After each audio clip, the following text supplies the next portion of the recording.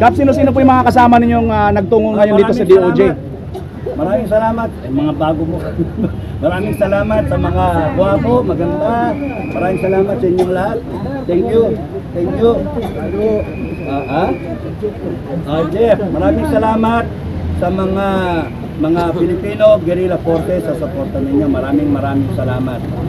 Ang Filipino guerrilla forces hindi pa nadidinig ay tinayo namin para protektahan ang mamamayang Pilipino, ang pamilyang Pilipino. Kaya kung titignan nyo, for God, country, and people.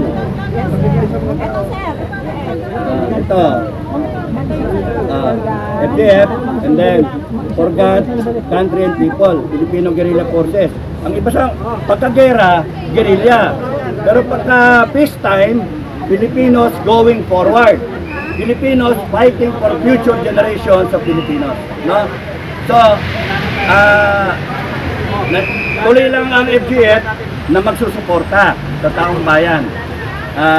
Hindi kami, ayaw namin na umuwi tayo sa civil war. Ayaw natin. Kasi tayo magpapatayan. Gusto lang natin dinigin tayo ng gobyerno na palpak, na nagnanakaw, nagdudurog, na nagkokomunista, etc. etc. Gusto natin maayos ang bansa natin. Bakit? Kayo lang ba may bansa, mga politiko? Bansa namin to! Kaya dapat mag-react kayo. Good governance. Hindi nyo pwedeng baliktarin yung batas. Konstitusyon namin yan. We the sovereign Filipino people do ordain and promulgate this constitution. Yung power ninyo, pinahiram lang namin. Kalabaw kami, pinadapo lang ang langaw. And then, kayo ngayon ang mayabang. You better learn how to follow and serve the Filipino people. You learn how to protect the Filipino people, how to follow the Constitution. Kasi kayo kaya ayoko magpolitiko, mga kababayan. Kasi mababang uri ang politiko. Ito ka. Ito yung konstitusyon. Ito yung presidente, down the line, lahat yan politiko na. Nandito ka, ang taas-taas ang pedestal ng taong bayan. Yun yung power natin. Umiram lang lahat sila ng kapangyarihan. Yung power ng presidente na mag-declare ng martial law. Yung power ng presidente na mag-declare ng martial law. Hiram lang yun sa atin. Yung power ng judge na mag-decide ng kaso. Hiram lang yun sa atin. Yung tao pwedeng magtayo ng People's Court, magtayo ng People's Congress, magtayo ng People's Audit. Pwede nating i-audit lahat yan. Ang problema, hindi ninyo alam ang karapatan ninyo.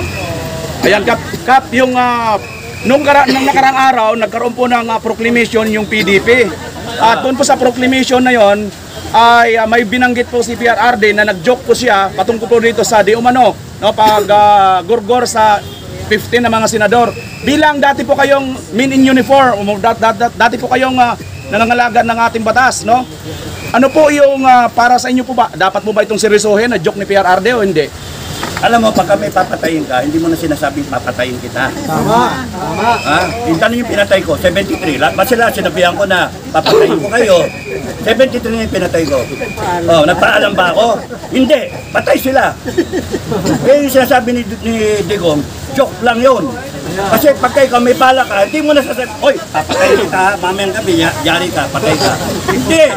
Hindi mo na ipagpapalam yun.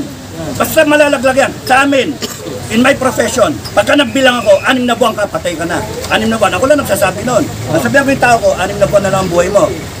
And binibilangan ka na, 6 na buwan. Bibigay ko yung dossier mo dito sa tao ko. Yun yun. 6 na buwan. Yun na lang, buhay mo. That's how it's done. Hindi yung papalang ko, tatakutin kita. Pagka tinatakot mo, it is meant for you, it is meant to strike a chord inside you para ikaw matauhan. Para ikaw mailagay mo yung sarili mo sa tamang hulog. Kaya yung ginagawa ni Digong, hindi ano yun. Wala, ano ba yun? Joke yun. Kaya kung gusto nila, kasuhan nila. Bahala siya magano. Pero nung sinabi, natinig ko yun, sabi ko, brilliant talaga yung tao eh. Why? Because he will defend his daughter. Tanong po, follow up sa tanong ni BMR, yung mahigit milyones na miyembro po ng FJ, may in-endorse po ba kayong senador? sa iba't ibang grupo? Kasi may mga independent senador na dating miyembro ng kasundaluhan at mayroon namang sa iba't ibang partido. Sir. Hindi pa namin naayos yung listahan, gagawa kami ng listahan namin, pero ang sa akin, ang isa sa mga endorse ko, yung mga PDP also. Sila Bato, sila Pastor, Bongo, Si Colonel Kapunan. Marcolita. Wala pa, hindi pa namin. Yung Siam. Sa Madrid sabi, yung Siam po. Siyam ng Yung PDP, Siam. sir. Yung 9 na Siya. senatorial. Oo, sa PDP. Hindi ko pa nakikita yung buong pangalan na Siyam eh. Basta ang sa akin, okay ako kay Pastor Tibuloy, okay ako kay Bato, okay ako kay Bongo.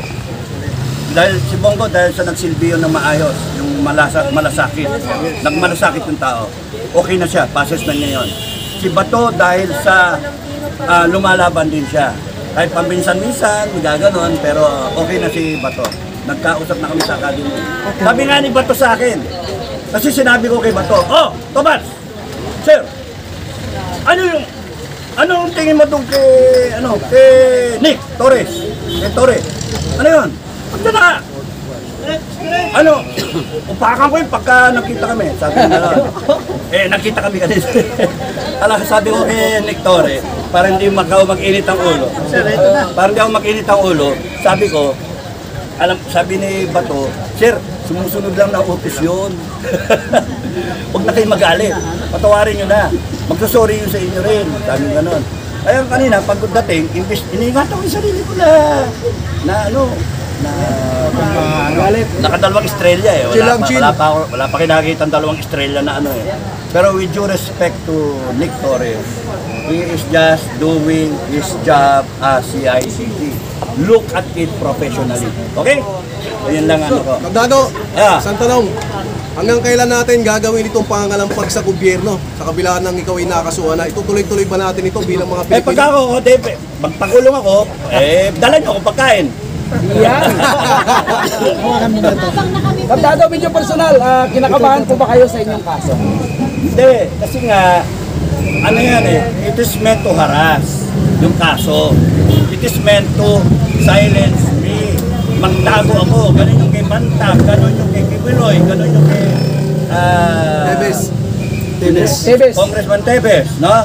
Lahat Ay, tago, Roque. no? Roque. Harry Roque. Yung sa akin, nung pinailan ako, may nag-offer na tumakbo ako at mag-asylum. Hindi ko tinanggap. No? So, sabi ko, harapin ko. Even if makulong ako, kung gusto nyo ikulong ako, gusto nyo ako pasikatin nyo ako. Sige, malaman natin. Kasi kung kinakailangan yung nila sa akin, maging hudyat, okay lang. Hindi ko kasalanan yung kayo gumawa niyan eh. Kayo nag-destabilize sa gobyerno. Kayo ang may problema, hindi ako. Kayo yung pumasok sa gobyerno, kayo nangako sa tao. Good governance is the only answer. Good governance. Ngayon, kung kunyaring patatagalin nyo hanggang 2028, I'm sorry, hindi kayo matatapos sa term ninyo. I'm sorry, iikot bigla ang mundo. Tama. Iikot bigla ang mundo. Kasi number one, ayaw ng Amerika sa gago na gobyerno. Ayaw ng Amerika sa bangag. They will clamp down on drugs. Ayaw ng Amerika sa mga corrupt. They will clamp down sa mga magnanakaw. Bakit? Kasi kung magnanakaw ang isang regime, ano nangyayari? Yung mga kababayan nila pumupunta abroad, naghahanap ng greener pasture. Saan pumupunta? Amerika. Kaya ang suggestion sa Amerika, talsiko lumalaway.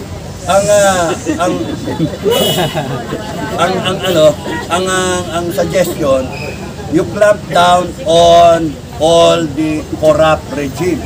Delikado itong regime na to, delikado kayo. And yung wini-withdraw na pera, hindi na withdraw. 2 beses na nag-attempt. $10 billion sa Hong Kong. Yes, tama. So, ang daming dapat explain, yung ginto, yung PhilHealth, lahat-lahat, di ba? Yung mga flood control, ang daming dapat imbestigahan. Yung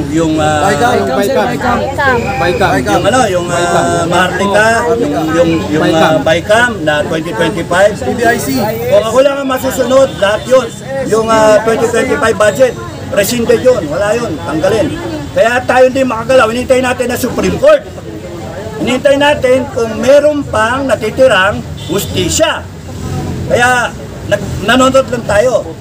Ngayon kung kunyari Supreme Court, kinampihan pa yung 2025, ginawang dineclare na legal yun, ano pa, wala na. Wala tayong naasahan. O, diba? So, pinapanood natin. Kaptado, in connection po sa freedom ng speech, bukas po posibleng ipatawag ang mga vlogger na inakusahang bayaran ng mga narko at pogo. Ano po ang inyong komento? Wala yun, harassment nga lahat yan. Harassment lahat yan. It is meant to frighten yung mga tumatayo. Kita nyo yung sindikato na takutin lahat. Ngayon, kung magpapatakot kayo, wala, takot lahat, di ba? Pero pagka nakikita nila yung mga nagsasalita ay matapang at nag-unite, yun yung mahalaga, mag-unite kayo, mag-unite. Wala, hindi kayo maano. Hindi obra eh, hindi sila obra. Kaya ang ginagawa nila, 1 step forward, 2 steps backward. Tinitignan nila. Kung nakita nilang natakot yung tao, walang reaksyon yung tao, yay, panalo tayo. So yun yung ano. May gagawin po ba action bukas ang FGF para makiisa po sa mga vloggers? Wala, matutulog lang ako. Sir, may collaboration po ba kayo ng Ipanaw, sir? Ha? May collaboration po kayo ng Ipanaw? Ipanaw? Oo, okay yung Ipanaw. Boto niya Ipanaw, ha? FGF. Personal na endorso na yan, sir. Personal na endorso na yan. Doc Loren, ha? Personal na endorso na yan para sa Ipanaw. Okay si Doc Loren, tsaka yung BG. Bisaya yun. Dalawa na yun, ha? In-endorse namin. Total, marami naman FGF eh. So, hindi. Baka si Sir Miltron may sabihin. Si ano naman, si Jun. Kaya